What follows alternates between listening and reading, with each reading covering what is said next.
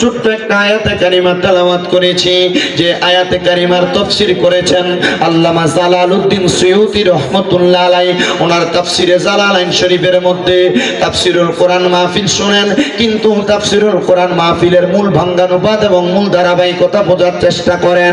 আল্লামা Jalaluddin Suyuti রাহমাতুল্লাহ আলাইহি এবং জালালউদ্দিন মুহল্লি রাহমাতুল্লাহ আলাইহি দুইজন তাফসীরকারক এক আয়াতের সমান সমান তাফসীর করতেছেন।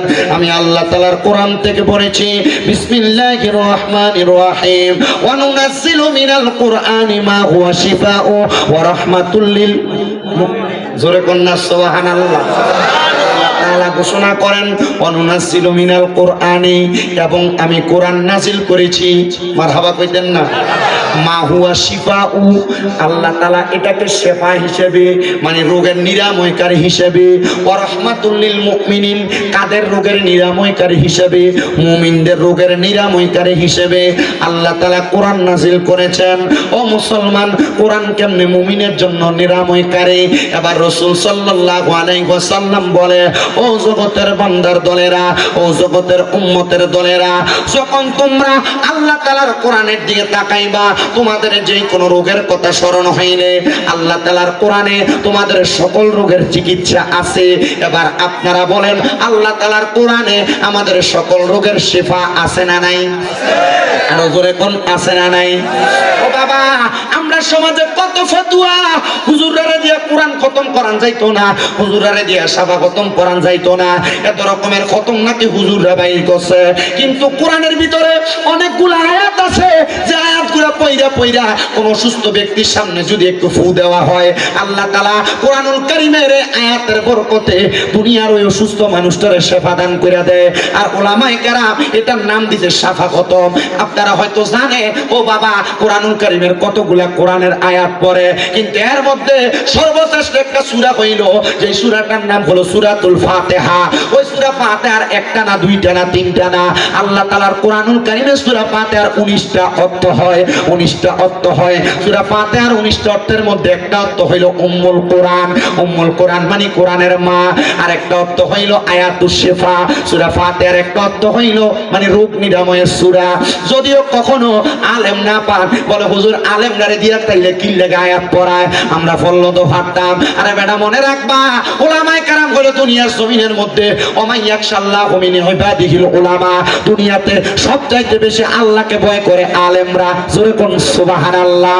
সবচাইতে বেশি ভয় করে আলেমরা, এজন্য আলেমরারে দিয়ে মানুষ খতম পড়ায়। বলে মার কবরের সামনে মার লেগে ফুতে না বেশি করে ফেরা দোয়া করব। হ্যাঁ, ফুতে কইরা করলেও দোয়া হইব, কিন্তু আলেমরারে দিয়ে করাইলে আল্লাহ দোয়াটা তাড়াতাড়ি কবুল করবে, এটার একটা গ্যারান্টি আছে, কারণ তারা আল্লাহরে বেশি ভয় করে। কিন্তু মুসলমান আলেম যদি আলেমের দাম না রাখতে পারে, আলেম যদি আলেমের সম্মান নিজেই মাটি দিয়ে যায়, আলেম যদি আলেমের সম্মান নিজেরটা নিজে নষ্ট করে যায়, এটার জন্য তা আমরা দায়ী না। আমরা সব সময় চেষ্টা করি আলেম ওলামার দাম, আলেম ওলামার সম্মান বাড়াইয়া দিতে। ও মুসলমান, কোরআনুল কারীমের মধ্যে অনেক সূরা আছে, যে সূরার আয়াতগুলো তেলাওয়াত করলে আল্লাহ তাআলা শেফা দান করে। সালামুন কাওলাম মির রাব্বির রহিম, সালামুন আলা ইব্রাহিম, সালামুন আলা ইয়াসিন, সালামুন আলা মুসা ওয়া হারুন। আছে না নাই? ওয়া শিফাউল লিমা ফিস, আছে না নাই? কথা কয় না, আসেনি আসেনি কোরআনের প্রত্যেক জায়গার মধ্যে।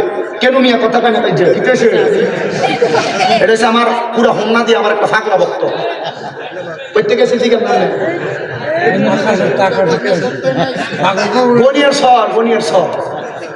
ওই আমি রামপুরে ওইটা, আমি ওই মাথাত গেল ওইটা যা, হে মাথাত গেল ওইটা যা, কইতে ছাগল বানাইছে। আপনার কষ্ট হইতেছে বাবা? আরো জোরে কোন কষ্ট হইতেছে? তাহলে বলেন, কোরআনের ভিতরে রোগের শেফা আছে না নাই? জোরে কোন না আছে না নাই? কেমন শেফা?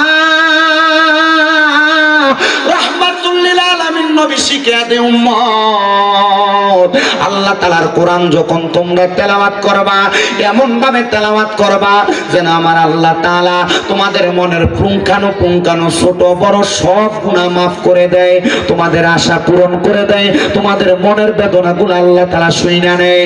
এবার রাহমাতের নবী, কামলিওয়ালা নবী, সিরাজুস সালিকিন নবী মুহাম্মদুর রাসূলুল্লাহর ঘোষণা, ওগো উম্মতের দল, দল, ও উম্মতের দল, এই কোরআন তোমাদেরকে দুনিয়া এবং আখিরাতের মুক্তির পথ হিসেবে আল্লাহ পাঠাইছে। হুদাল্লিল মুত্তাকিন, কোরআন তো মুত্তাকিদের জন্য পথ প্রদর্শক। কোরআন কার লাগা পথ প্রদর্শক? হুদাল্লিল মুত্তাকিন, মুত্তাকিদের জন্য পথ প্রদর্শক। বলো হুজুর, তাইলে কোরআন কেন অন্য মানুষ মানে যারা বাদ মানুষ তাদেরকে পথ প্রদর্শন করবে না? বলে না না না, কোরআনের আগে এই কোরআন তো মানবে পরে। একজন বিধর্মী তারা কেমন ডাইরেক্ট কোরআনে দাওয়াত দিবে? ডাইরেক্ট কোরআন শিখবো? এই ব্যক্তির কাছে ইসলামের মৌলিক বিষয়গুলো উপস্থাপন করা লাগবে, যেগুলা শুই না একজন বিধর্মীর কাছে ভালো লাগবে, তখন সে ইসলাম ধর্ম গ্রহণ করবে। তখন তাকে ঈমানের ধারাবাহিকতা বুঝাইবেন, তারপর কোরআনের মানে আমলের দিকগুলা বুঝাইবেন, তখন সে কোরআন পড়বে, ভালো ভালো দিকগুলা গ্রহণ করবে। শুনেন বাবারা, এই কোরআন কেমন ভাবে একজন ব্যক্তির শেফার কারণ হয়, আমি আপনাদেরকে শুধু সেই কথাগুলাই বোঝাইতে চেষ্টা করতেছি। আল্লাহ তাআলার অনেক বান্দা দুনিয়াতে বসবাস করে, কিন্তু অনেক হাফেজে কোরআন দুনিয়াতে বসবাস করে। হাফেজে কোরআন মানে বুঝেন তো আপনারা, যারা কোরআন শিক্ষা গ্রহণ করে মানে কোরআন মুখস্থ করে, ওই হাফেজে কোরআনরা আল্লাহ তাআলার কোরআন মুখস্থ করে কথা সত্য, কিন্তু তারা এই কোরআনের তাসির তাদের সিনার মধ্যে কতটুকু আছে তাদের চাইতে বেশি কিন্তু আল্লাহ ছাড়া আর কেউ জানে না।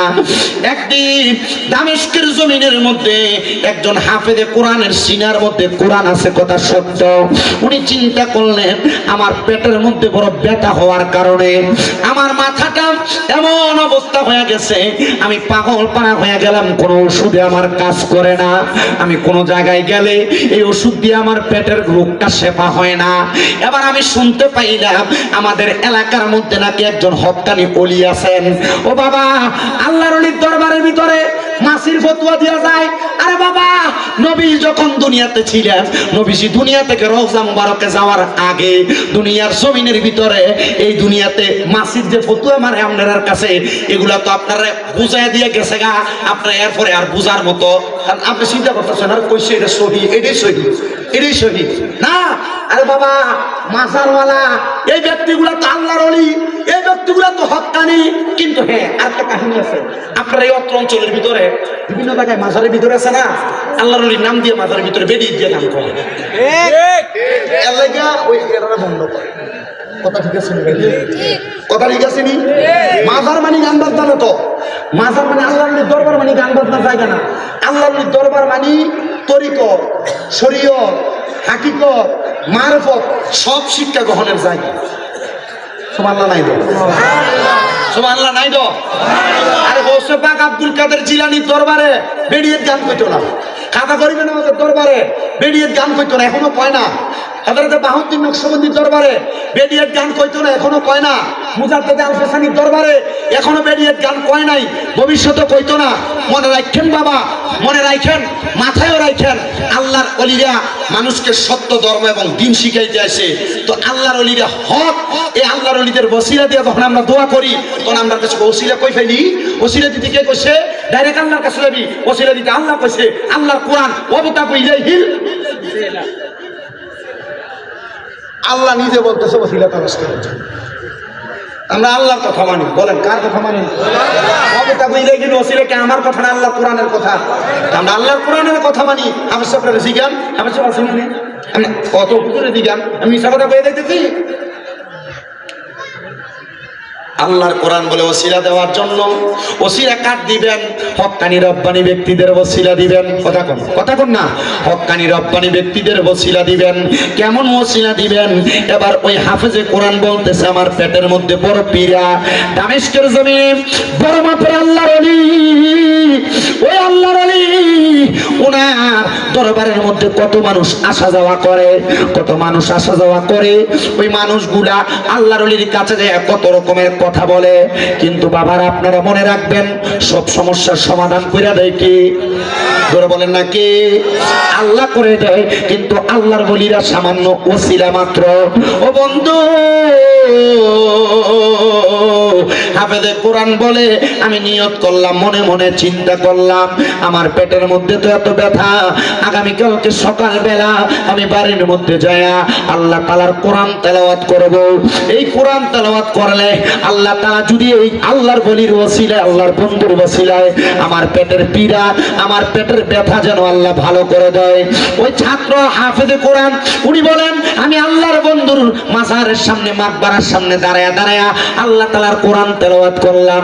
কোরআন তেলাওয়াত করার পরে আমি যখন তেলাওয়াত করতেছি হঠাৎ করে দেখলাম আস্তে আস্তে আমার পেটের ব্যথা নিবারণ হয়ে যাচ্ছে, আমার পেটের মধ্যে কোনো ব্যথা নাই।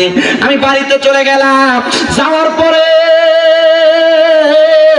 হঠাৎ পরের দিন আমি লক্ষ্য করে দেখলাম আমার পেটের মধ্যে আবার পীড়া দিচ্ছে, পেটের মধ্যে আবার ব্যথা দিচ্ছে। এমন টাইমে আমি আবার নিয়ত করলাম হযরতে ফতে আলী সুবহানী রহমাতুল্লাহ আলাইহি নামক ওই আল্লাহর ওলির মাকবারার সামনে, মাজারের সামনে যায়া আমি আবার আল্লাহ তাআলার কোরআনুল কারীম তেলাওয়াত করব। উনি বলেন আমি দ্বিতীয় দিন আবার আল্লাহর ওলির মাকবারার সামনে যাইয়া আল্লাহ তাআলার কোরআন তেলাওয়াত করতে লাগলাম। কোরআন যখন তেলাওয়াত করতেছি আবার আমার আল্লাহ তাআলা আমার পেটের ব্যথা নিবারণ করে দিছে। জোরে জোরে বলেন সুবহানাল্লাহ, মুহাব্বতে কন্যা সুবহানাল্লাহ। এবার আল্লাহর ওলিটা লক্ষ্য করে দেখতেছে, এবার সামনে দিয়ে আসো, তুমি এদিক দিয়ে পিছন দিয়ে যাও, পিছন দিয়ে সামনে দিয়ে মানুষের ডিস্টার্ব দিও না। আল্লাহর ওলির মাকবারার সামনে আমি যখন দ্বিতীয়বার কোরআন তেলাওয়াত করলাম আমার পেটের ব্যথা নিবারণ হয়ে গেছে। এবার আমি চলে গেলাম, কিন্তু তৃতীয় দিন আমি লক্ষ্য করে দেখলাম আমার পেটের মধ্যে আরো ব্যথা। আমি আবার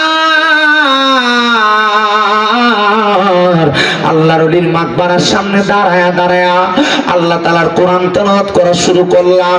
কিন্তু অন্যদিন আমি যখন কোরআন তেলাওয়াত করতাম আমার পেটের ব্যথা সাথে সাথে নিবারণ হয়ে যাইত, কিন্তু আর আমার পেটের ব্যথা নিবারণ হচ্ছে না, মানে পেটের ব্যথা যায় না। আগের 2 দিন কোরআন তেলাওয়াত করছে, পেটের ব্যথা গেছে গা, পরের দিনও করছে গেছে গা, কিন্তু তৃতীয় দিন কোরআন তেলাওয়াত করে পেটের ব্যথা। ছেলেটা চিন্তা করতেছে আমি এমনি কোরআন তেলাওয়াত করলাম, এই বাচ্চাটির একটু আওয়াজটা একটু বন্ধ করা জানি হারবার করে ধরবে।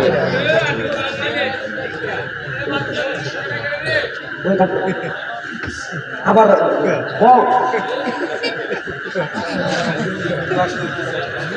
সার যখন খুঁজছি তখন দরকার লাগছে, ওনার দরকার নেই।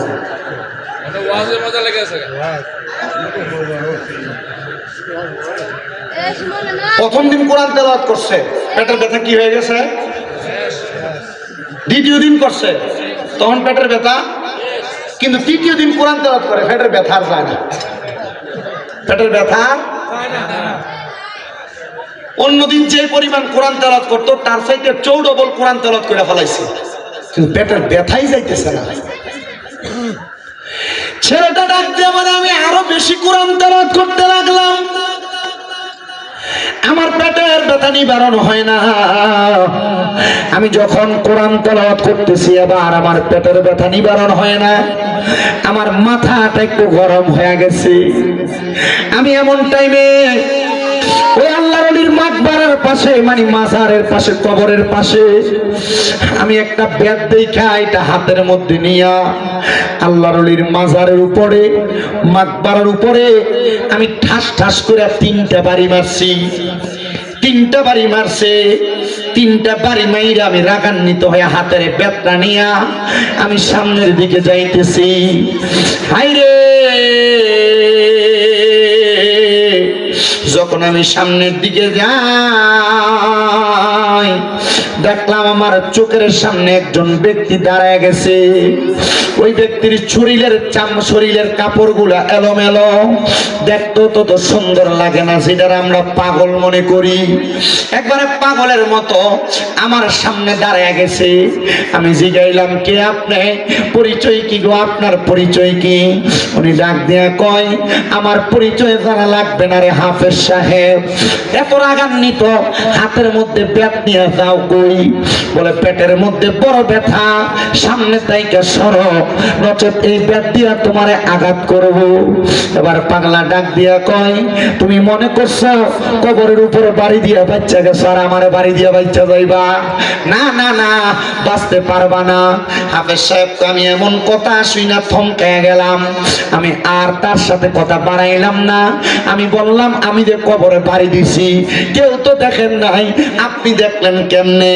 আমার ডাক দিয়ে কয়, বাবা পেটের মধ্যে ব্যথা, আগে তোমার ব্যথাটা তুমি সারাইতে চাও কিনা বলো? বলে হুজুর সারাইতে চাই। এবার ওই হাফেজ সাহেব ডাক দিয়ে কয়, ওই পাগল ব্যক্তিটা কি যেন পইরা আমার পেটের মধ্যে ওনার হাতটা বুলিয়ে দিছে। বুলানোর সাথে সাথে আমার পেটের মধ্যে যে ব্যথা ছিল ওই ব্যথাটা নিবারণ হয়ে গেছে। আমার পেটে কোনো ব্যথা নাই। আর আমার বলছে আর কোনোদিন আমার পেটের মধ্যে ব্যথা হবে না, আমার পেটে ব্যথা হবে না। এই কথাটা বলার সাথে সাথে আমি একটা লাফ দিয়া ওই পাগল ব্যক্তিটার পায়ের মধ্যে ধরে ফেলাইছি। আমি বললাম, হুজুর, ও আমার প্রাণের হুজুর, আমি আপনার কদমের মধ্যে ধরে বলি গো হুজুর, আপনার কদমে ধরে বলি হুজুর, আপনি বলেন না আমার পেটের ব্যথা আপনি যে ভালো করে দিলেন, আপনি এমন কি আল্লাহর ওলি? আমি তো এতদিন পর্যন্ত মরা ওলির কবরের ভিতরে যে কোরআন পড়ছি, আমি আপনার এতদিন পর্যন্ত চিনি নাই। উনি ডাক দিয়া কয়ে, পাওটাকে ছাড়ো, তারপর আমার পরিচয় জানো। উনি আবার পাওটা ছাড়ার পরে ওই পাগল ব্যক্তিটা বলে, এবার তুমি আমার দিকে একটু তাকাও।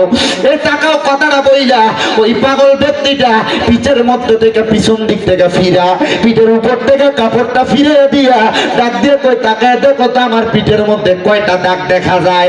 বলে, আপনার পিঠের মধ্যে দাগ দেখা যায় 3টা। এরে হাফেজে কোরআন, ওই কবরের মধ্যে বাড়ি দিছিলা কয়টা? বলে, বাড়ি দিছিলাম 3টা। বলে, 3টা বাড়ি আমার পিঠের ভিতরে লাইগা রইছে রে, আমি তোর বাড়িগুলা সহ্য করতে পারি নাই। তুই যখন বাড়ি দিয়া আমার কবরের সামনে থেকে চলে আসো, আমি আমার মাওলার কাছে ফরিয়াদ জানাইছে, আল্লাহ আমার একবার ক্ষমতা দাও, আমি দুনিয়াতে যাইয়া ওই হাফেজে কোরআন তার পেটের ব্যথাটার জন্য আরেকবার দোয়া কইরা দিয়ে আসি। হাফেজে কোরআন কয়, বুঝলাম না, আমি তো কবরের সামনে বাড়ি দিছি, কবরের মধ্যে বাড়ি দিছি, আপনার পিঠে আসলো কেমনে? আর আপনি বা কেন আমার পেটের ব্যথা 2বার বালা হয়েছে, 3য়বার বালা করাইলেন না? ডাক দিয়া কয়, বাবারে ব্যথা তো মাফ করার মালিক আল্লাহ, ব্যথা দেওয়ার মালিক আল্লাহ। কথা কোন, কথা কোন, কথা কোন। আমার এত রোগ হয়, এতে জ্বর হইয়া রয়েছে। গত পরশুদিন মাহফিল করছি, পরশুদিন এসে করলাম মানসারামপুর করিকান্দি গেছি, মানসারামপুর করিকান্দি ফেরিঘাটের এখানে স্টেজ থেকে নামার পরে দাঁড়াইতে পারতেছি না, গাও একবারে থরথর করে কাঁপতেছে। ড্রাইভারে কইলাম, তাড়াতাড়ি যে কোনো ফার্মেসির সামনে আমার দাঁড় করেছে। তেমন ভারতের মতো টাইম গেছে গৌরীপুর পর্যন্ত। গৌরীপুর পর্যন্ত যায়া তো মোটামুটি হসপিটালের সামনে নিয়ে ঢুকাইছে। মানে এনে যাওয়া না, আমার কাছে ডাক্তার আছে, আপনারা হয়তো পরীক্ষা টরীক্ষা দিব, রক্ত পরীক্ষা করতে হবে, কিছু বুঝছি গাড়ি করে। আসলে তো রক্ত বাই করলে আমার কাছে ভালো লাগতো, আমি একবার রক্ত দিছি আলহামদুলিল্লাহ, কিন্তু আমার সে এইটা আমার কাছে ভালো লাগতো না। জ্বর হয়েছে, ঠিক আছে, আগে বাইর যাই, ফেরে দেখতাম আমি কোনো কামটা হইতো না। আমি কিছু তাওয়াক্কাল তো আল্লাহ রাসূল, আগে বাড়ির যাই, পরে কুমিল্লাতে যাইয়া কুমিল্লার তেলিকোনা সমনিতে আলিফ ফার্মেসি আছে, আমার এক ভাই মুজাম্মেল ভাই, ওনারা কইলাম ভাই শব্দ আছে, পরে মাপ দিয়ে কইলাম না 160 ডিগ্রি, পরে মাপ দেওয়ার পরে কি সার্ভিস মিটার ইউজ যেটারে কয় আর কি, এটি দিছে, আর ওষুধ পাল্টা এটা লই দিছে, এটি লইয়া মোটামুটি দেখলাম যে পরের দিন থেকে একটু একটু ভালো আছে। আজকেও গতকালকে 2টা মাহফিল করতে পারছি, আজকেও 2টাই যে আপনাদের সুন্দর করে করতেছি। শরীর এখনো পর্যন্ত মোটামুটি ভালোর দিকে, বাকিটা এখন থেকে নামার পরে বুঝতে পারবো। আপনারা দোয়া করবেন আমার লেগা। আমি কইলাম যে আল্লাহ, আমি যদি ওয়াক মাহফিলে না যাইতে পারি, মানুষ আমার বাজে বলবে। শরীর অসুস্থ হয়ে গেলে মানুষ বোঝে না, আসলেই বোঝে না। আমার গত কয় তারিখ ছিল আর একটা মাহফিল, আমি মাহফিল কমিটিতে কইলাম, ও আমার তো শরীরটা ভালো না, আমার ওইটার মধ্যে মাইক দিয়ে দিল, কত 9:30 মাইক দিলাম, 9:30 নিব করে নিছে তো, আর আমার স্টুডেন্ট নাই, 9:30 নিতে নিতে নিছে 10টা। আমি মোটামুটি 25 একটু কালেকশন আছে, আমি 1 ঘন্টা 20 মিনিট ওয়াজ করে আমি কালেকশনে ঢুকছি, 1 ঘন্টা 40 মিনিট হয়ে গেছে। 1 ঘন্টা 40 মিনিট পরে কালেকশন সব করে সারছি, কিন্তু আমরা মাদ্রাসা দান করতে পারছি। তার মানে কি সে আমার অসুস্থতা বুঝছে? তার কথা আমি হুজুর টিয়া দিয়ে আনছি, বদিল্লা টিয়া দিয়ে আনছি, বদুল্লা। এরপরে দেখেন এই কালেকশন করে দেওয়ার পরে মুনাজাত দিব, এরা হুজুর একটু জিকির করেন। আমি বললাম তোর বিবেক নাই, তোর আকল নাই। তো পরে একটু বোঝাইলাম যে কোনো মাহফিল কমিটি বক্তাদের কষ্ট বোঝে। আমি ওয়াজ করবো, আপনার বাড়িতে দিয়ে কিন্তু মোটামুটি যার যেমন ঘুমাই দেবেন না। আমি কিন্তু এখান থেকে যাইতে যে মনে করেন 2.5 ঘন্টা একবার আমার হিসাব দেয়, এখান থেকে কুমিল্লা থেকে 2.5 ঘন্টা লাগে। কিন্তু এই যে কুয়াশা, দিনের বেলা হিসাব করছেন 2.5 ঘন্টা, কিন্তু সামনে যে ভাষা দূরে দেওয়া হবে না, কেন গাড়ির সামনে ভাষা দূরে দেওয়া হবে না, কয়েক দূরে দেওয়া যায় না, 5 হাত দূরে দেখা যায় না। তখন আর কেমন 2.5 ঘন্টাতে কুমিল্লা যাই, তখন চাইতে দিতে ফজর। তো রাত্রে ঘুমকে দিনে হারায়, আমরা তো মোটামুটি মনে করেন হুজুরে বহুত টিয়া হয়ে থাকে, এটাই শেষ হয়ে যায়। যে পরিশ্রম করে এটা হয়ে যায় না। কই আপনার কাছে তো গত বছর দাওয়াত দিয়ে গেছে, আমার মাদ্রাসা 2-1টা ফলামেন্ট হারাইতেন, হারাইছেন না প্রত্যেকে। কি দরকার যা কই বাবু যেমনি আছি এমনি আলহামদুলিল্লাহ। আমিন কোন মানে আমি আপনারা ফাটাইলেও আছেন, না ফাটাইলেও আছেন। গত পরশুদিন আমার মাদ্রাসার মাহফিল হয়েছে, 150 জন সবক লইছে। মারহাবা কয় না তো, 1 কয়জন সবক লইছে? 50 জন। এই মাদ্রাসায় ছাত্রই আছে 375 জন। এক মাদ্রাসার কথা বলছে, আমার মাদ্রাসা 6টা। যে হুজুরে বড় বড় লিখছেন ভিতরে না, হুজুরে জিজ্ঞেস হুজুর আপনার মাদ্রাসা কয়টা? এরা নিয়ে ঢাকা ফ্ল্যাট কিনে, বাড়ি কিনে। কথা কন না কা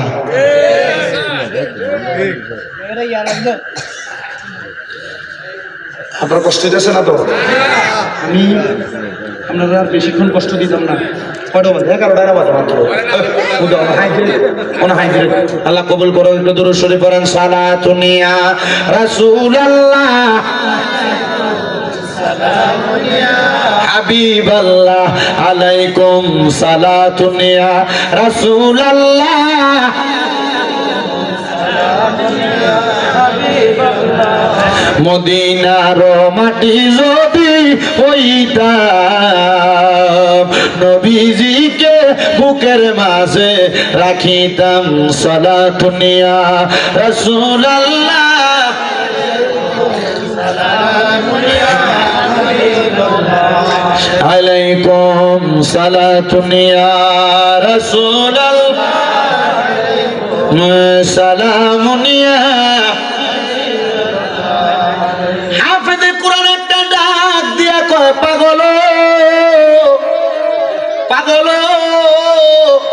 আপনার কাছে জানতে চাই, তাইলে আপনার কবরে বাড়ি দিলাম, এই বাড়ি যদি আপনার ফিরে লাগে, এ পাগল, তাহলে আমি যে আপনার কবরের সামনে দাঁড়ায় দাঁড়ায় কোরআন পড়ছি, প্রথম দিন আমার ব্যথা তো মাফ হয়েছিল, দ্বিতীয় দিন পড়ছি মাফ হয়েছিল, তৃতীয় দিন পড়ছি ব্যথা কেন বাড়লো?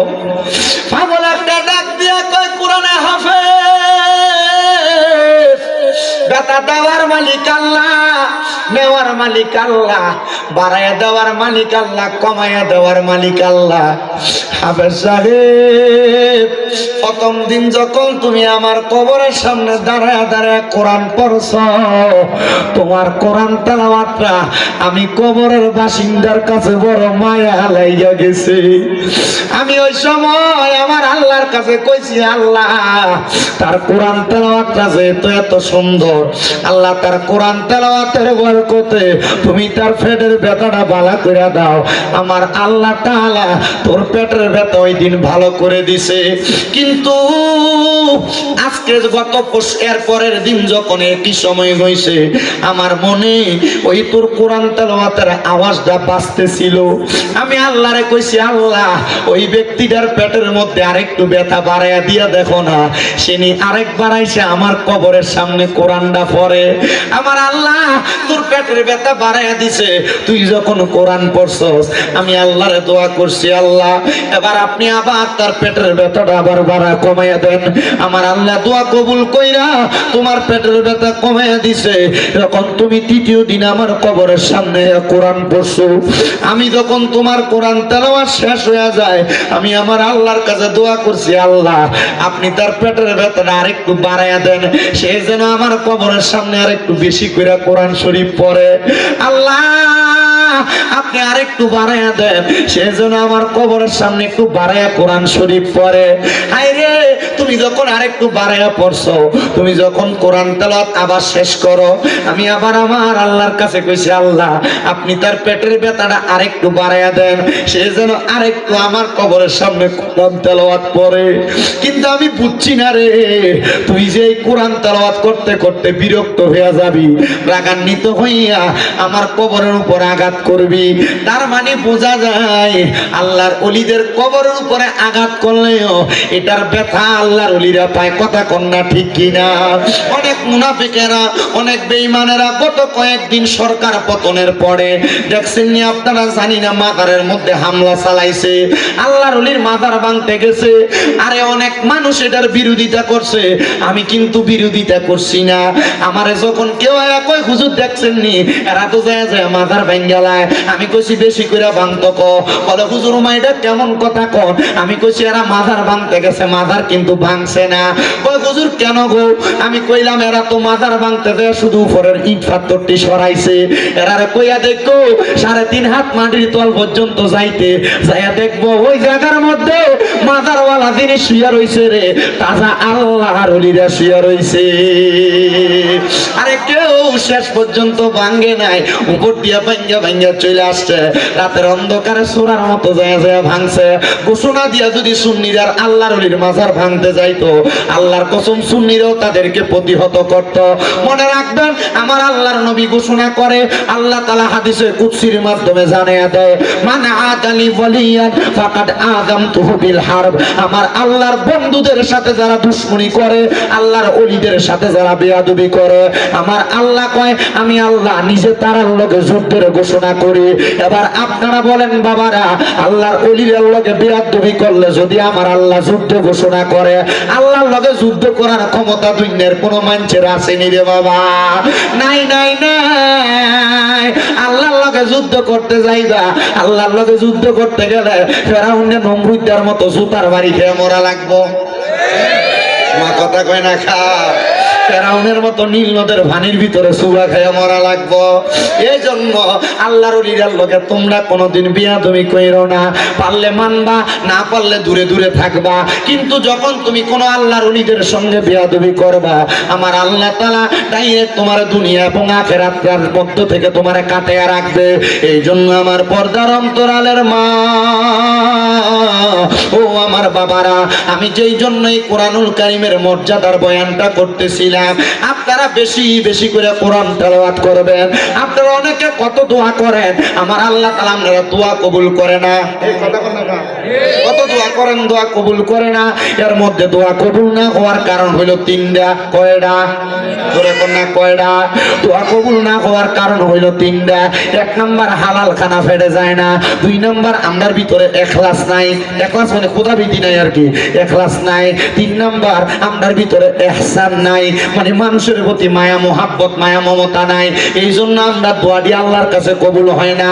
তো দোয়া কবুল হওয়ার মূল মাধ্যম যেটা, ইবাদত কবুল হওয়ার মূল মাধ্যম যেটা, সেটা হইলো হালাল খানা। আমরা হালাল খামু কই থেকে?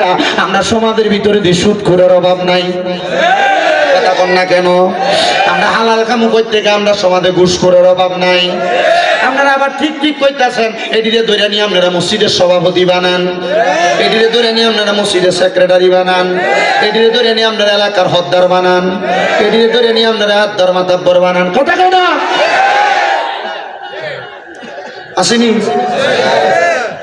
আছে আছে।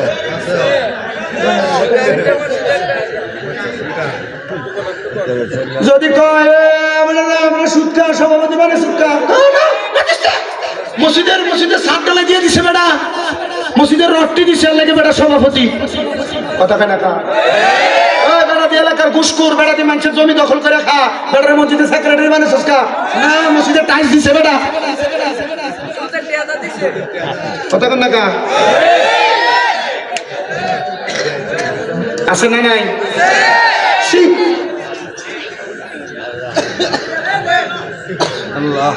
আপনার কষ্ট হইতেছে? আসেনি এমন? কম না বেশি? এলাকা হদ্দারি করে বেটা, এবারে এবার ভাই বাতিতে জমি দখল করে রাখা, এবারে তো মানুষের বিচার করতো, হিসাব আর তোর খুব ভালো বেটা।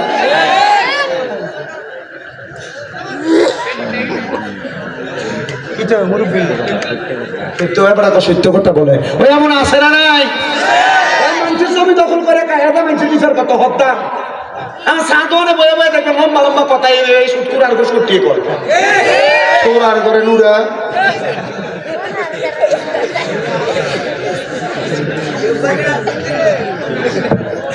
আছে না নাই? আবার দেখবেন এই রামপুরের বাজারে দেয়া মুরগা কিনতে আপনি দেশিটা কিনতে পারতেন, আপনি কিনতে পারতেন না।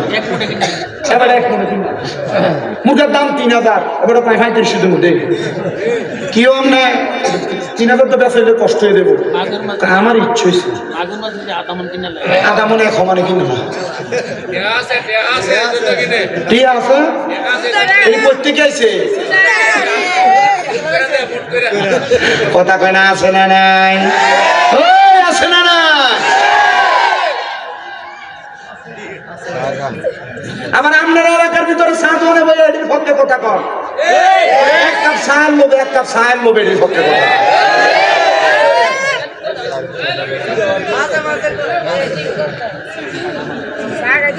কথা বলেন এমন আছে না নাই?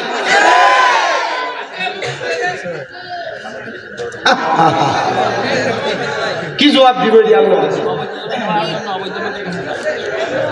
আবার অবৈধ জমি মনে করেন বাপ করে গেছে, বাপ বইনের সম্পদ বুঝিয়ে দেয় না, আছে 2 লাখ দিয়ে দিয়ে বই দাবি দাবি দেয়, দাবি ছেড়ে দে।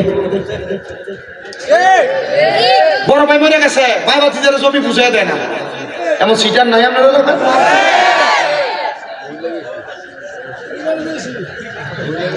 আল্লাহ এটি থেকে আমরা হেফাজত করি, আমিন কর। আমার বাজানেরা কষ্ট হইতেছে, গভীর মনোযোগ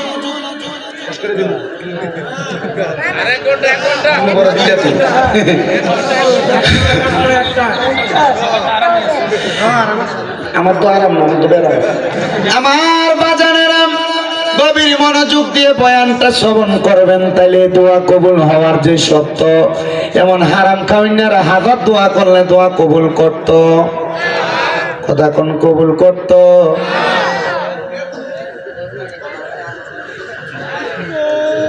আল্লাহরে ভয়ও করা লাগবো, মানুষের প্রতি ইহসানও করা লাগবো, মায়া দয়াও করা লাগবো, লাগবো নি? লাগবো নি? অনেক মা বোনেরা দোয়া করে কবুল হয় না। মা বোনেরা মনোযোগ দিয়ে শোনো গো মা, তোমার জান্নাতে যাওয়া বড় সহজ গো মা। আল্লাহর নবী শিখিয়ে দেয়, কোন মহিলা যদি 4 কাম করে জান্নাতি। কয় কাম? নবী গো 4 কাম কি? নবী কো 1 নাম্বার কোন মহিলা যদি পর্দা করে, 2 নাম্বার কোন মহিলা নামাজ পড়ে 5 ওয়াক্ত, 3 নাম্বার কোন মহিলা রোজা রাখে, 4 নাম্বার কোন মহিলা যদি স্বামীর আদেশ অমান্য না করে, তাহলে এই মহিলার জান্নাত একবারে সহজ। এ মহিলার চাইতে বড় আল্লাহর ওলি দুনিয়াত নাই। মারহাবা কোন, মারহাবা কোন। মা গো মা, নামাজ পড়ো, পর্দা করো, রোজা রাখো, কিন্তু জামাই যদি অন্য কোনো কথা একটু থেকে একটু টের বেটের একটা দমক দাও, জামাইয়ের কথাটার মানো না, আল্লাহর কসম তোমার নামাজ কামে লাগতো না, রোজা কামে লাগতো না।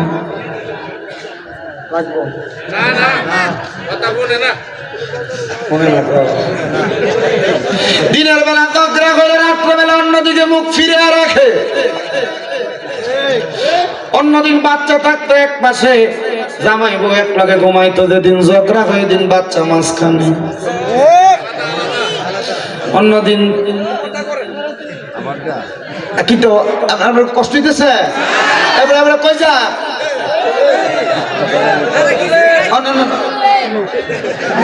তারা ধরে রাখতে কষ্ট আমরা আছে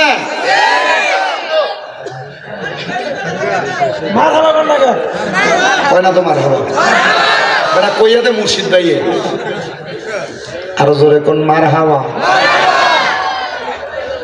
অন্যদিন জামাই বউ ঘুমাইতো দুই বালিশে, কিন্তু যেদিন ঝগড়া করে মাঝখানে তোমাকে ঈমান আমার কিছু নাই, তোমার বান্ধব নাই, বান্ধব নাই গো মারহাবা আল্লাহ আল্লাহ নবী সারা আপন কে গো নাই গো মুমিন ভাই নবী সারা আপন কে গো নাই মারহাবা আল্লাহ আল্লাহ নবী সারা আপন কে গো নাই গো মুমিন ভাই নবী সারা আপন কে গো নাই মারহাবা আল্লাহ আল্লাহ রাহমাতুল লিল আলামিন আপনি উম্মত তারাজাবিন উম্মত সারা নবী কি সব বোঝে না মারহাবা আল্লাহ আল্লাহ উম্মতের লাগিয়া সাজদায় নবী পড়িয়া কান্দন সদা উম্মত বলিয়া হাই রে মুমিন ভাই নবী সারাই আমার বান্ধব কে গো নাই মারহাবা আল্লাহ আল্লাহ আল্লাহ হাই রে হাবিবুল্লাহ আমরার চোখের মনি মক্কি মাদানি হাবিবুল্লাহ আমরার চোখের মনি মারহাবা আল্লাহ আল্লাহ আল্লাহ আল্লাহ আল্লাহ আল্লাহ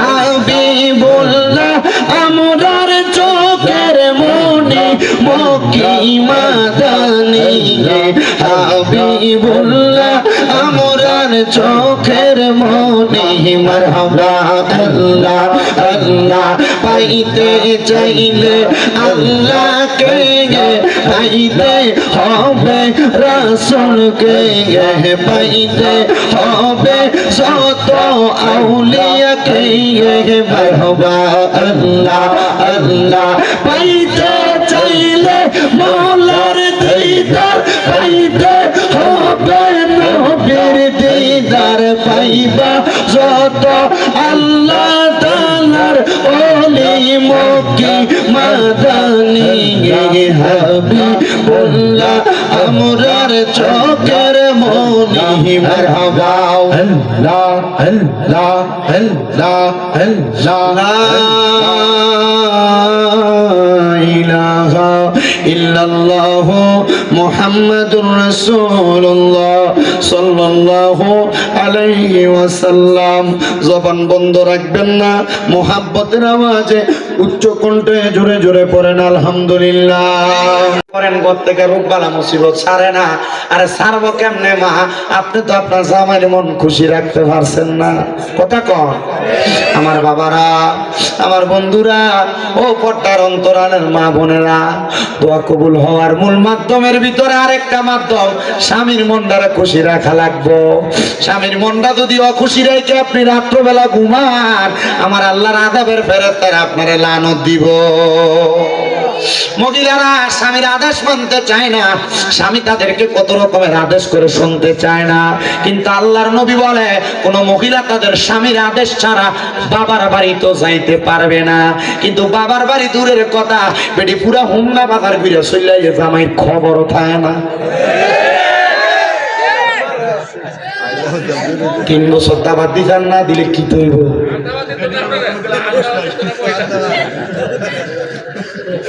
কষ্ট দিতেছে আপনারা? এ মা যদি জান্নাতে যাইতে চাও গো, স্বামীর আদেশ মানবা, স্বামীর দমক সহ্য করবা, স্বামীর কথাগুলা মাইন্না চলবা। আমার নবী কয়, এক একটা মহিলাকে আমি নবী পানির সাথে তুলনা করলাম। নবী গো কেন? বলে পাথরের সাথে তুলনা করি নাই। নবী গো কেন কেন কেন? বলে পাথর যেই কোনো জায়গায় রাখা যায় না, কিন্তু পানিকে যেই পাত্রে রাখবা সেই পাত্রের মধ্যে থাকবে। একটা মহিলা যদি পানির মতো হইয়া যায়, ওই মহিলা সংসারে কোনোদিন অশান্তি হবে না, ওই মহিলা কোনোদিন সাংসারিক জীবনে অশান্তি পাবে না, ওই মহিলা কোনোদিন তার পারিবারিক ভাবে অশান্তি পাবে না। এই জন্য আমার খুলনার মা বোনেরা, রামপুরের মহিলারা, আপনারা কোনোদিন আপনাদের স্বামীর অমান্য করবেন না, স্বামীর অবাধ্য হবেন না, স্বামীর কথা অমান্য কইরা চলবেন না। দেখবেন গোমা শান্তির অভাব হবে না। কিন্তু অনেক মহিলারা কই হুজুর স্বামীরে মানতাম কেমনে? বেড়া সিগারেট খেয়ে বাড়িতে আসে, বিড়ি খেয়ে বাড়িতে আসে, হুজুর বাথরুমের গুয়ের গন্ধ এত ভালো লাগে, জামাইয়ের মুখের সিগারেটের গন্ধ এর চাই তার দুর্গন্ধ। তখন আর এই বেডির আর জামাইরে ভাল লাগে না, সুইটারে ভাল লাগে। কথা কয় না?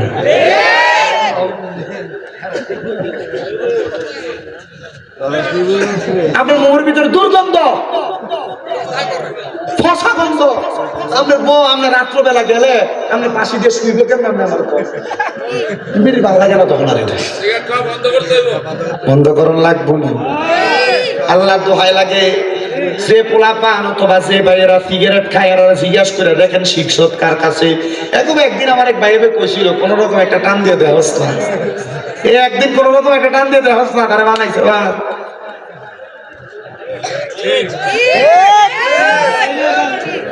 এমন বন্ধু পরিত্যাগ করো যে বন্ধু তোমার সিগারেট খানা শিখায়, যে বন্ধু তোমার নেশা করা শিখায়, যে বন্ধু তোমার মানুষের হক খাওয়া শিখায়, গান শিখায়, বত্তা খাওয়ানোর নাম দিয়ে মানুষের কাছে মূলা চুরি শিখায়। এই কথা কয় না? আছে না নাই? এই জন্য বাবা, বন্ধুরা, ভাইয়েরা, আপনাদের কাছে আমার করজোড়ে আবদার, আপনারা পরিবারের শান্তি করতে চাইলে শুধু মহিলাদেরকে দোষ দিলে চলবে না। মাঝে মাঝে আপনারা আপনাদের নিজের দোষের কত চিন্তা করবেন। দোয়া কেন কবুল হয় না? কত দোয়া মসজিদে বেটারা করে, কত দোয়া মহিলারা আবার তাদের ঘরের মধ্যে করে। এরে বাবা, দোয়া কবুল হওয়ার আরেকটা মাধ্যম আছে। জামাই বউ এক লগে যদি নফল নামাজ পড়া দোয়া করতে পারে, আমার আল্লাহ তাআলা তাদের দোয়া ফিরায় না। জামাই বউ কেমনে দোয়া করলে দোয়া ফিরায় না? এক লগে পড়লে আল্লাহ তাআলা দোয়া ফিরায়। আচ্ছা, অনেক চিন্তা করতেছে আমি ভাই যে বউরে কম কেমনে নামাজের কথা, আমি নিজ উদ্যোগ করি কথা কন।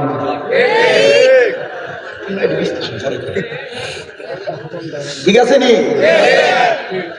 জামাই বউ এক লগে, ওই যে বাসর রাইতে এক লগে ভরাই দিছিল 2 টাকা, আর কোনদিন ভাবছি কিনা সন্দেহ। পড়ার দরকার আছে না নাই? দরকার আছে না নাই? ও বন্ধু, ও নবীর উম্মতের দলেরা, এমন দোয়া কে করছে জানো? এমন দোয়া করছে আল্লাহ তাআলার পয়গম্বর হযরতে জাকারিয়া আলাইহিস সালাতু ওয়াস সালাম। বয়স বড় বৃদ্ধ হয়ে গেছে জাকারিয়া নবী। তো জাকারিয়া নবী ছিল হযরত মরিয়ম আলাইহিস সালাতু ওয়াস সালামের খালু। হযরত মরিয়ম আলাইহিস সালাতু ওয়াস সালামের খালু। তো মরিয়ম আলাইহিস সালাতু ওয়াস সালাম যখন ছোট, মরিয়ম আলাইহিস সালাতু ওয়াস সালামের বাবা মারা যাওয়ার পর ওনারা লালন পালনের দায়িত্ব পড়ছিল জাকারিয়া নবীর উপরে। মারহাবা কোন? আর জাকারিয়া নবী ছিল বাইতুল মুকাদ্দাস মসজিদের ইমাম সাহেব। মারহাবা। 4 জন ইমামের ভিতরে উনি একজন ইমাম। মরিয়ম আলাইহিস সালামের বাবা ছিল আরেকজন ইমাম, উনি মারা গেছেন, উনি ছিলেন দ্বিতীয় নাম্বার। মারহাবা।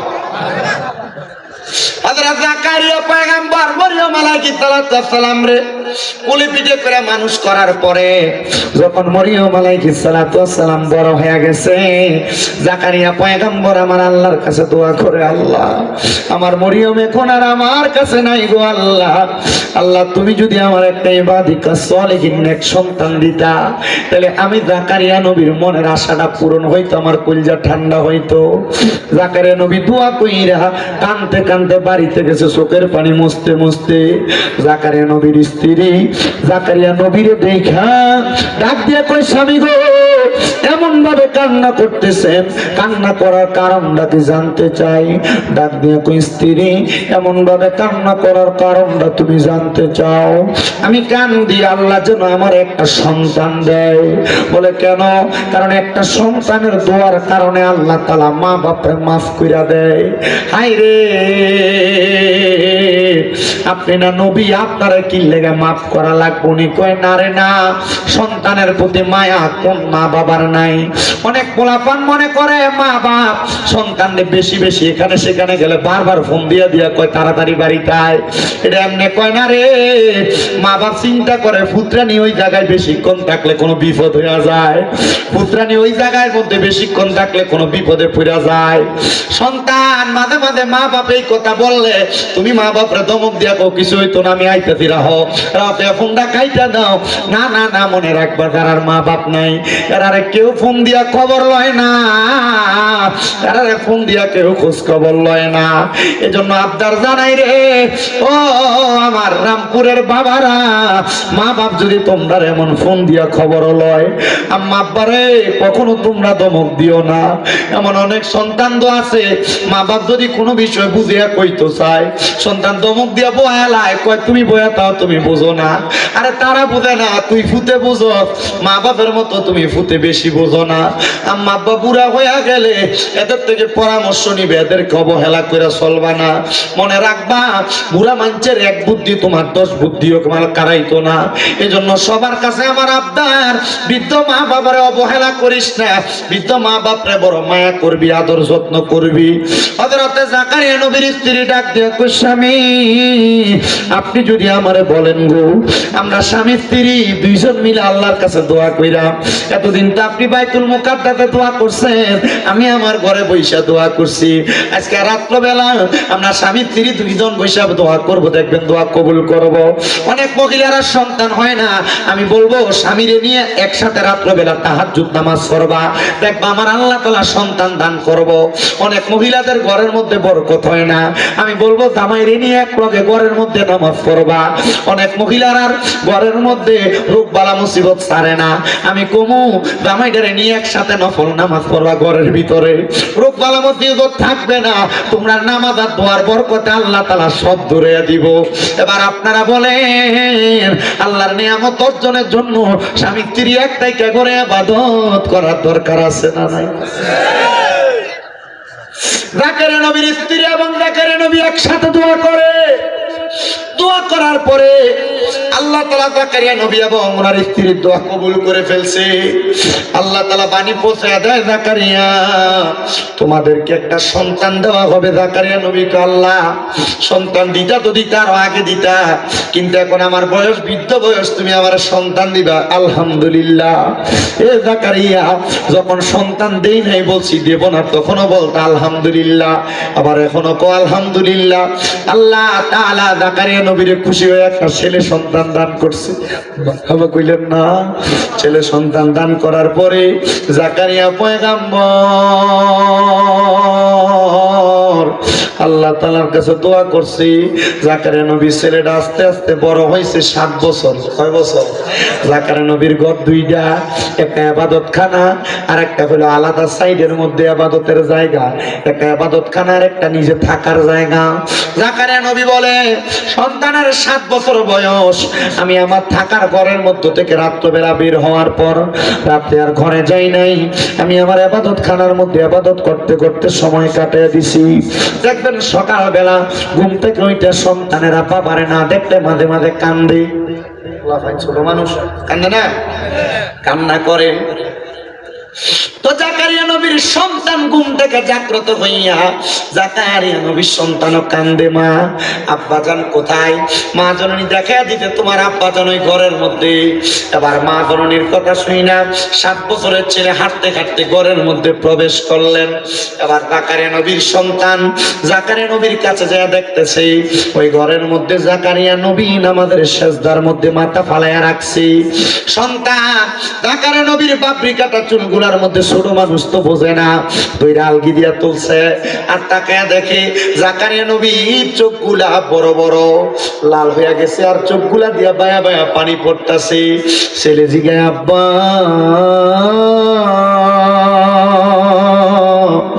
ও আব্বা আপনার চোখের মধ্যে কেন এত পানি? জাকারিয়া নবী কান্দে, হাত ডাক দিয়া কয়, বাবা কবর এমন একটা মারাত্মক জায়গা রে, ওই কবরের পরে হাসর মিজান ফুলসেরা 3টা জায়গা আছে জান্নাতের আগে। ওই কবর থেকে জান্নাত পর্যন্ত যে 3টা কঠিন জায়গা, ওই 3টা কঠিন জায়গা পাড়ি দেওয়ার সহজ করার যে মাধ্যম এটা হলো বান্দার চোখের পানি। আপনি না নবী, আপনি কি লাগে এটার জন্য কান্দেন? কয় উম্মতের শিখাই। জাকারিয়া নবী কয়, ফুটের এই কথা বইলা আমি আমার সন্তানকে কুলে নিয়ে ঘরে চইলা গেছি। বলছি আমার স্ত্রী খাবার রেডি করো, আমি গোসল কইরা খাবার ভক্ষণ করবো আমার সন্তানকে নিয়ে। জাকারিয়া নবী গোসল করতে চলে গেছেন, শেষ করে ঘরে এসে জিজ্ঞাসা করে আমার সন্তান কোথায়? ওনার স্ত্রী বলতেছে, আমি তো জানি আপনার সন্তান আপনার সাথে। উনি বলে, আমি জানি তোমার সাথে। ও বন্ধু, ও নবীর উম্মতের দল, আশিক রাসূল ভাই বাবারা, জাকারিয়া পয়গম্বর ওই জায়গার মধ্যে দাঁড়ায়া থাইকা ডাক দিয়া কই, স্ত্রী আমার সন্তান বুঝি ঘরের মধ্যে নাই? খুঁজতে খুঁজতে জাকারিয়া পয়গম্বর ওই এলাকার পাহাড়ের গুহা একটু বাদ রাখে নাই, গাছের আড়াল খেজুরের বাগান বাদ রাখে নাই, কোনো মানুষের বাড়ি ঘর বাদ রাখে নাই। কোন জায়গার মধ্যে জাকারিয়া নবী ওনার সন্তানটারে খুঁজা খুঁজা পাইতেছে না। 7 দিন হয়ে গেছে জাকারিয়া নবী ওনার সন্তানরে ঠোকায়া পাইতেছে না। জাকারিয়া নবী আমার আল্লাহর কাছে কান্দে, আল্লাহ এতদিন পর্যন্ত সন্তান দিছো না। আমি জাকারিয়া নবীর মনের ভিতরে কোনো কষ্ট ছিল না, এই বয়সে সন্তান দিলা, এখন সন্তানের বয়স 7 হয়ে গেছে, সন্তানদের 7 দিন খুঁজা পাই না। আল্লাহ আমি জাকারিয়া নবীর কাছে ভালো লাগে না। জাকারিয়া নবী কান্দে কান্দে কান্দে একটা খেজুর গাছের সাথে হেলান দিয়া কান্দতে কান্দতে ঘুমিয়ে গেছে। গায়েবী ভাবে আওয়াজ আসে, জাকারিয়া সব জায়গায় তো খুঁজলা, যে ঘরের ভিতরে তুমি যাইয়া দে আমি খোদারে ডাকো, ওই ঘরের ভিতরে যাইয়া সন্তানটারে খুঁজা দেখছো নি? উনি বলে, ঘুম থেকে লাফ দিয়ে উঠছি, একটা দৌড় মাইরা ঘরের ভিতরে ঢুইকা গেছি, দেখতাছি রে আমার 7 বছরের ছোট ছেলে সেদ্ধার মধ্যে পড়া রইছে, মাথা ডালগি দিয়ে তোলা দিয়া আমি তাকে দেখছি 7 বছরের বুড়াটার চোখগুলা লাল হইয়া রইছে, চোখ দিয়া বায়া বায়া পানি পড়ে। ডাক দিয়ে কইলাম, বাবা রে এই ঘরের মধ্যে 7 দিন তুমি কি করো? সন্তান ডাক দিয়া কয়, আব্বা 7 দিন আগে আপনি না আমার বলছিলেন এই কবরের মধ্যে টাইকা জান্নাত পর্যন্ত যাওয়ার জন্য হাসর মিজান ফুলসিরাত নামক যে কঠিন জায়গা আছে, ওই জায়গাটা পাড়ি দেওয়ার মূল মাধ্যম চোখের পানি। আব্বা আমার আল্লাহ তো আমি সন্তানদের মাপ দিত না, এই জন্য আমি কান্দি, আমার আল্লাহ যেন আমারে মাফ কইরা দেয়। চিন্তা করছো নি রে ও আমার হুমনা রামপুরের বাবারা, তোমার 7 বছরের পোলারা মোবাইলে কার্টুন না লাগাই দিলে ভাত খায় না, মোবাইলের ভিতরে টিকটক ভিডিও না লাগাই দিলে সন্তান ভাত খাইতে পারে না। আর ওই সন্তান 7 বছরের বয়স আল্লাহ তাআলার কবরের ভয়ে কান্দে। কান্না করার কারণ হইল উনি বলতেছেন আমার আব্বা জানের কাছ থেকে শিক্ষা। সন্তানের জন্য জাকারিয়া নবী কান্দে আর কয়, আল্লাহ তোমার কাছে ইবাদত কাজ সালিহিন নেককার সন্তান চাইছি, এমন একটা সন্তান দিছ, এই সন্তান দিয়ে আমার চাইতে তোমারে বেশি ডরায়। আল্লাহ গো, তুমি আমার সন্তানটারে কবুল করো। আমার আল্লাহ তাআলা কবুল কইরা নিছে। এই সন্তানের দল তোমার বাপ্পা তোমার জন্ম দেওয়ার পরে নিজের চিন্তা তত বেশি করে নাই, জাকারিয়া নবী ওনার সন্তানের চিন্তা বেশি কইরা আমার আল্লাহর কাছে কাঁদছে। আপনার মা বাবা আপনার জন্ম দেওয়ার চাইতে আরো বেশি কাঁদতাছে। আরে কান্দে না শুধু, একটা সন্তান যদি দুনিয়ার জমিনে বিদেশেও চলে যায়, মা বাপের কলজাটার ভিতরে শান্তি লাগে না, ঘরের বাহিরে গেলে শান্তি লাগে না। আজকের মাহফিলে আমার হাবিব ভাই যে এই রামপুরের খলিফা বাড়িতে মাহফিল প্রতি বছর বছর সাজায়, আমি জানি না এই মাহফিল আর কতদিন পর্যন্ত চলবো। হাবিব ভাই যদি মারা যায় এই মাহফিলটা কায়েম জানি থাকবো নি। হাবিব ভাইয়ের বংশের মানুষের জন্য দোয়া করায়, এলাকার মধ্যে গানের জন্য দোয়া করায়, বৈদেশিরা জন্য দোয়া করায়, হায়াতে বাসিন্দা মানুষের লাগে দোয়া করায়। আল্লাহ আজকের মাহফিলে কোন পোলাপান জানি বসছে, তারার মা বাপ তারা এত কষ্ট করে করে মানুষ করছে, কিন্তু এই মা বাপ অন্ধকার কবরের বাসিন্দা হয়ে রয়েছে। মাহবুব পর্দার অন্তরালে কোন মাইয়াটা জানি বসছে, তারা আজকে মা অন্ধকার কবরে মাহফিলে নাই। আল্লাহ কোন মাইয়াটা জানি পর্দার আড়ালে বইসা রয়েছে, তার আব্বা দুনিয়ার জমিনের মধ্যে নাই, তারা আছে। মাহবুব যারার মা নাই, যারার বাবা নাই, তারার মনে শান্তি নাই। জাকারিয়া নবী সহ সব নবীরা দোহাই দিয়ে দোয়া করলাম, আল্লাহ তাদের মা বাবা কবরে, প্রত্যেকের মা বাবার কবর জান্নাতের বাগান বানিয়ে দাও, প্রত্যেকের মা বাবার কবর নাজাতের ফয়সালা করে দাও, প্রত্যেকের মা বাবার কবর নূরুন আলা নূর বানিয়ে দাও। আল্লাহ ও দয়াল রাব্বুল আলামিন, যারার মা বাবা বাইসা রয়েছে, আম্মা আব্বার হায়াতের মধ্যে বরকত দান করে দাও।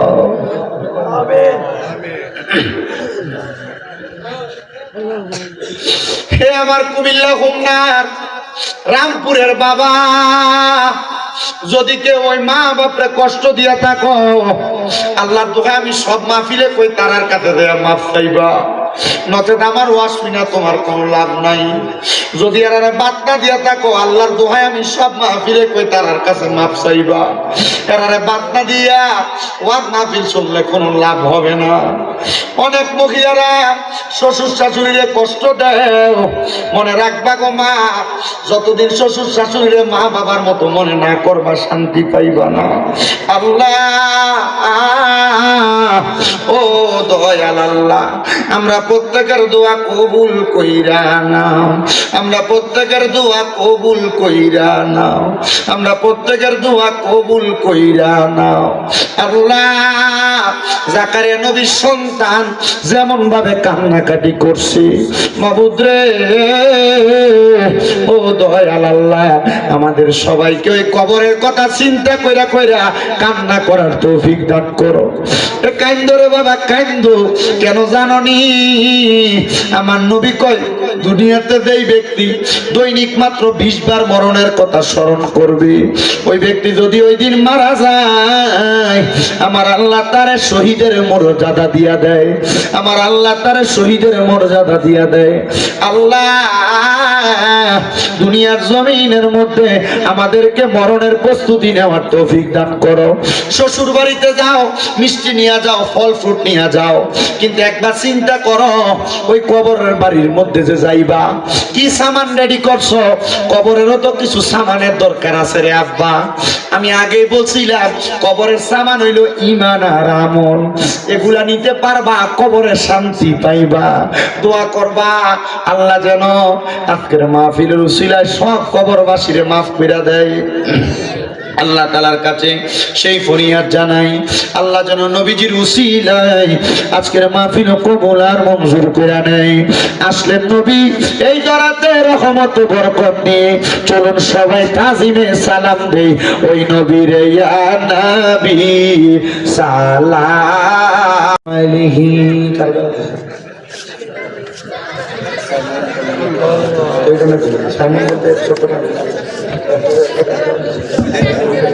সবাই বলি আলহামদুলিল্লাহ। আপনারা একটা দাওয়াত দিও, 31শে ডিসেম্বর আলিপুর নিমসি ব্রিজের সংলগ্ন মাঠে, মানে আলিপুর নিমসি ব্রিজ সংলগ্ন মাঠে ইংরেজি নববর্ষ, মানে এই যে 31st নাইট ডে, এই যে 29শে ডিসেম্বর নতুন বছর আইব, ফোলামিনে ডিগবা দিয়ে এটা ফুরাইব না। মাশাআল্লাহ, আলিপুরের যুব সমাজের উদ্যোগে আলিপুরে বিশাল নাতে রাসূল সাল্লাল্লাহু আলাইহি সাল্লামের মাহফিল হইব। মারহাবা কম। চট্টগ্রাম থেকে বড় বড় শায়ের আসবে, একটা আইব শায়ের মোহাম্মদ সাইমন, তে আমরা দেখতে সিমরা সামরাই দূরে, তার গলার ফিল্লানির আওয়াজ শুনলে হাগল করে লা। বড় বড় নাতে রাসূলের শায়ের বিন্দু আসবে ঢাকা থেকে, চট্টগ্রাম থেকে। ইনশাআল্লাহ আপনারা যাইবেন, আপনাদের সবাইকে আল্লাহ তাআলা যাওয়ার তৌফিক দান, আমিন করুন। এটা হলো 31শে ডিসেম্বর রোজ মঙ্গলবার, যাবেন তো ইনশাআল্লাহ? আল্লাহ কবুল করুক, আমিন কোন। আর জোরে কোন আমিন।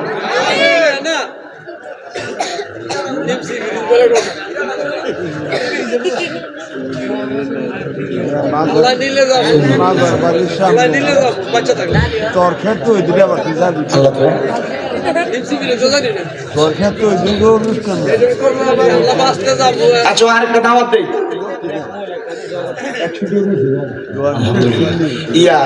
আগামী 6 তারিখ আপনাদের দৌলতপুর বাগাবাড়িতে আসতেছি ইনশাআল্লাহ, যাবেন। আপনাদের সবাইকে দাওয়াত, মোটামুটি খুলনাতে দাওয়াত কম নাই, বাড়িটা কখনের বাড়ি ওই আগামী 3 তারিখে মাফি যেতে রাখছে একটা গুরগুরিয়া, আর রেখে রাখছে আবার বাদেশা তিতাস কি জানি,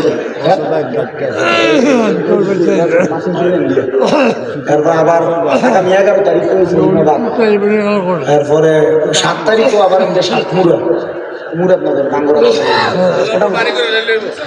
বাড়ি করে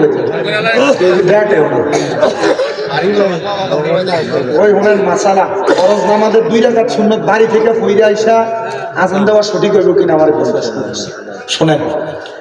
যিনি আজান দিব তিনি যদি অন্য কোনো জায়গার আজান শোনেন, অন্য কোনো জায়গার আজান যদি শুনালা, তাহলে ফরজ নামাজের ফজর না, ও এটা ফজর নিয়ে লাগছে, ফজর নামাজে, আচ্ছা আমি বলছি ফরজ কইছি, আচ্ছা ফজর নামাজের যদি অন্য কোথাও আজান শুনে তাহলে ঘরে সুন্নত পড়ে আসতে পারবে, কোনো অসুবিধা নেই। তবে সুন্নতটা মসজিদে পড়া উত্তম। কোথায় পড়া উত্তম? পড়া যাবে ঘরে, মসজিদে পড়া উত্তম। এটা বলে ফেতনা ছড়ায় না, যদি কেউ বাইরে থেকে ফিরে আইয়ে মসজিদে আইসে আজান দেয় সমস্যা, কিন্তু যে ব্যক্তি আজান দিব এই ব্যক্তি আজানের পরে সুন্নত পড়া উত্তম। ঠিক আছে? আল্লাহ কবুল করুক, আমিন করুন। এটি বড় বড় ফতুয়া দাও। আমি কইছি হাবিব ভাইরে আগামী বছর হয় আলাউদ্দিন জিয়াদি সাহেব, নয়তো শহীদুল্লাহ বাহাদুর সাহেব, নয়তো আরো করা একটা দাওয়াত দিয়ে দেবো এই মাহফিলে, কয়জনের টিয়া বেশি দেবো, বড় বক্তা দিয়া সুন্দরকে মাহফিল করবো। আমরা মূর্খ সুরক্ষ দিয়ে আর কয়দিন কি করেন আপনারা? বড় বক্তা ওখানে সাননি, আমিন কর। আর জোরে কোন আমিন। আল্লাহ কবুল করুক, সবার মনের আশা পূরণ করুক। তোটা চালু নেই। আচ্ছা, আমার যে তাহফিজুল কোরআন ইন্টারন্যাশনাল হিফজ মাদ্রাসা কুমিল্লা চকবাজার নূরপুর সমোহনীতে শাহপাড়া রোডের মাথায় আমার মাদ্রাসাটাতে ভর্তি চলতেছে। আমি মোটামুটি ওই আগে অনেক মা বাবারা ভালো খাবার ভালো পড়াশোনার জন্য একটু ভিআইপি বিভাগ চাইতো, আমার এখানে সেই ভিআইপি ব্যবস্থা রাখছি। আবার অনেকের ফলাফল ভাগ্য যায়, এটা আটকাইয়া পড়ানোর সুযোগ খোলা, আমার এখানে আটকাইয়া পড়ানোর সুযোগও আছে। ইনশাল্লাহ আপনারা যদি কারোর ফলাফল দিতে চান ইনশাল্লাহ নিয়ে যাবেন কুমিল্লা চকবাজার নূরপুর সমোহনী শাহপাড়া রোডের মাথায়। আল্লাহ সবাই কবুল করুক, আমিন কন। সবাই সবার জন্য দোয়া করবেন। হাবিবুর রহমান সাহেব আর কোনো কথা আসেনি? দোয়া, সবাই সবার জন্য দোয়া করবেন। আচ্ছা, আর একটা কথা বলি, আপনারা যারা বাহিরেও আছেন এই যে মসজিদের এখানে, মনে কষ্ট নিয়ে আপনারা মুনাজাতের পরে সিরিয়ালটা সুন্দর করে ঘুরে বসে যাবেন। খাবারের তো লেটকা খিচুড়ি সবাই লেগে খিচুড়ি, আপনারা সিরিয়াল করে বসবেন। 5 ডেক খিচুড়ি, আপনারা যারা আছেন মোটামুটি 2 ডেক খাইয়ে শেষ করতে ভাবতেন না। তো ইনশাল্লাহ একটু শৃঙ্খলাবদ্ধ ভাবে বৈশা আবার ওটা নিয়ে যাবেন। আল্লাহ সবাইকে কবুল করুক, আমিন। أعوذ بالله من الشيطان الرجيم بسم الله الرحمن الرحيم الحمد لله رب العالمين الرحمن الرحيم مالك يوم الدين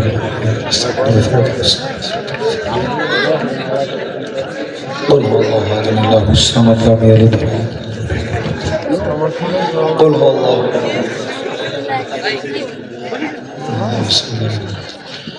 ওই আগামীকালকে বাদ জোহর আল্লামা পীর মুফতি গিয়াসউদ্দিন তাহিরি সাহেব দুলালপুর মাইক ধরবে ইনশাআল্লাহ। আপনাদের সবাইকে দাওয়াত করা হয়েছে, আপনারা সবাই যাবেন। জোহরের নামাজের পরে তাহিরি হুজুর আসবে দুলালপুরে, সবার দাওয়াত।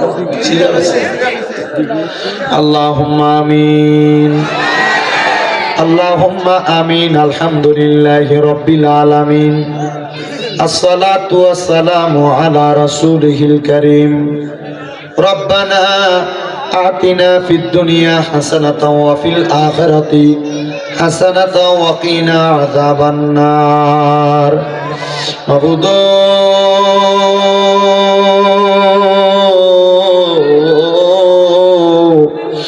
ও দয়াল আল্লাহ, একটু রহমতের নজর করে তাকায়া দেখেন না গো আল্লাহ। এই কুমিল্লা জেলার অন্তর্গত হোমনা থানাধীন রামপুর খলিফা বাড়ির উদ্যোগে 34তম বাৎসরিক ইসলামী সুন্নি মুখা সম্মেলন সাজাইয়া আজকের মাহফিলের আখিরি মুনাজাতের মধ্যে আমি গুনাহগারের সাথে ওলামায়ে কেরাম, বিশেষ করে তলেবুল ইলমরা, আমার দাড়ি পাকা বুড়া বুড়া মুরব্বী বাবারা, যুবক নওজোয়ান ভাইয়েরা, ছোট্ট ছোট্ট মাসুম বাচ্চা, পর্দার অন্তরালে আমার কত মা বোনেরা, আল্লাহ মাপ পাওয়ার আশায় গুনাহগারের বেশে দুইটা হাত বাড়াইছে গো আল্লাহ। আল্লাহ, যার হাত তোমার কাছে মায়া লাগে, পছন্দ হয়, ওই হাতের উসিলায় আমরা প্রত্যেকের জীবনের গুনাহ তুমি আল্লাহ ক্ষমা কইরা দাও। আল্লাহ, আমরা জীবনের গুনার দিকে তাকাই নেই, আমার কাছে বড় ভয় ভয় লাগে রে আল্লাহ। কোন দিন জানি আজরাইলের হাতে ধরা পড়া যায়। আল্লাহ, আজরাইলের হাতে ধরা পড়ার আগে আমরার জীবনের গুনাহগুলা মাফ কইরা দাও। তুমি যদি মাফ না করো আল্লাহ, তোমার বান্দারে বলো তোমার বান্দা যাইয়া যাইব কার কাছে? রহিম রহমান নামটি তোমার ওই আল্লাহ আছে আমরা আর জানা, সে নামেরও সিলাই গুনাহ করে দাও ক্ষমা। মাবুদ, আজকের মুনাজাতে কে জানি ঘাত বাড়াইছে, কার জানি জগতের মধ্যে বাবা, যে বাবা রিস্কা চালাইয়া মাটি খাইতা, মাথার গাম পায়ে পালাইয়া সন্তানলে মানুষের মতো মানুষ করার জন্য আব্বা নিজের রক্তরে পানি করছে, এমন আব্বা যাদের কবরে আব্বার কবর জান্নাতের বাগান বানায়া দাও। মনিব, আবার অনেকে হাত বাড়াইছে যাদের জগতের মধ্যে মা নাই। আরে মা, যে মা 10 মাস 10 দিন গর্ভে ধারণ কইরা সন্তানের প্রসব বেদনা সহ্য করতে মার বড় কষ্ট হইছে। আল্লাহ, নিজের না খাইয়া সন্তানরে খাওয়াইয়া মানুষ করছে, কার জানি এমন মা দুঃখিনী অন্ধকার কবরে। আল্লাহ, তাদের এমন মা কবরে অনেকে আছে মাও নাই বাবাও নাই, জনমের এতিম। আমার হাবিব সাহেব বাবা জান ওনার মা বাবার জন্য দোয়া চাইছে, ওনার আম্মা আব্বারে কবুল আর মঞ্জুর করে নাও। এমন ভাবে যাদের মা বাবা কবরে, আম্মা আব্বার কবর নাজাতের ফয়সালা করো। যাদের মা বাবা বেঁচে আছে হায়াতে তৈয়বা নসিব করে দাও। যাদের মা বাবা অসুস্থ পরিপূর্ণ সুস্থতা নসিব করে দাও। আম্মা আব্বার খেদমত করার তৌফিক দান করো। আজকের মাহফিলে যারা টাকা দিয়া, পয়সা দিয়া, শ্রম দিয়া, বুদ্ধি দিয়া, পরামর্শ দিয়া, মাইক দিয়া, লাইট দিয়া, প্যান্ডেল দিয়া, বিশেষ করে সম্মানিত মিডিয়ার ভাইয়েরা, আমার শ্রোতাবিন্দুরা, পর্দার অন্তরালের মা বোনেরা, আল্লাহ অনেক প্রবাসী ভাইয়েরা বিদেশ থেকে দোয়া চায়। আমার প্রবাসীদের খাত দোয়া কবুল মঞ্জুর করো, প্রবাসীদের মনের আশা পূরণ করো, প্রবাসীদের হায়াতে ইমানে আমলে জিন্দেগি নসিব করে দাও আল্লাহ। এই এলাকায়, থানায়, জেলার উপর তোমার কাছ রহমত বরকত দান করো আল্লাহ। দেশের প্রত্যন্ত অঞ্চল থেকে কত মানুষ দোয়া চাই, প্রত্যেকের খাত দোয়া কবুল মঞ্জুর করে নাও আল্লাহ। বিশেষ করে আজকের মাহফিলে যারা মুনাজাতে হাত বাড়াই, অনেকের কামাই নাই, কামাই দিতে বরকত দাও। অসুস্থ থাকলে সেবা দান করো, বিপদে থাকলে উদ্ধার করো। পর্দার আড়ালের মা বোনদের গোপন সকল সমস্যার সমাধান করে দাও আল্লাহ। হাবিব সাহেব ওনার কলিজার টুকরা সন্তানদের জন্য দোয়া চাই, ওনার ছেলে সন্তান, কন্যা সন্তান সবাইকে কবুল মঞ্জুর করো। এলাকার যুব সমাজের উপর তোমার কাছ রহমত বরকত দান করে দাও। যুব সমাজের অনেকে দোয়া চাইছে, তাদেরকে কবুল মঞ্জুর করে নাও আল্লাহ। মরণ দিবা দুঃখ নাই, তবে বেঈমান বানায়া মরণ দিয়েন না। মরণের আগে বারবার মক্কা মদিনা তাওয়াফ জিয়ারত নসিব করেন। আমার কেনু মিয়া দোয়া চায়, বিশেষ করে আমার এই বাবা যেন দোয়া চায়। একজন মা জননী কিছু হাদিয়া পাঠায়ও দোয়া চাইছে আল্লাহ। নাম জানা অজানা প্রত্যেকের দোয়া কবুল মঞ্জুর করে নাও রাব্বুল আলামিন। মরণের আগে বারবার নবীজির নূরানি চেহারা মুবারক দেখাইয়া আখিরি জবানে মধুর কালেমা পড়ে দিয়েন, লা ইলাহা ইল্লাল্লাহু মুহাম্মাদুর রাসূলুল্লাহ সাল্লাল্লাহু আলাইহি ওয়াসাল্লাম। সবাই একটু কাতারবদ্ধ হইয়া সিরিয়াল করে বসে।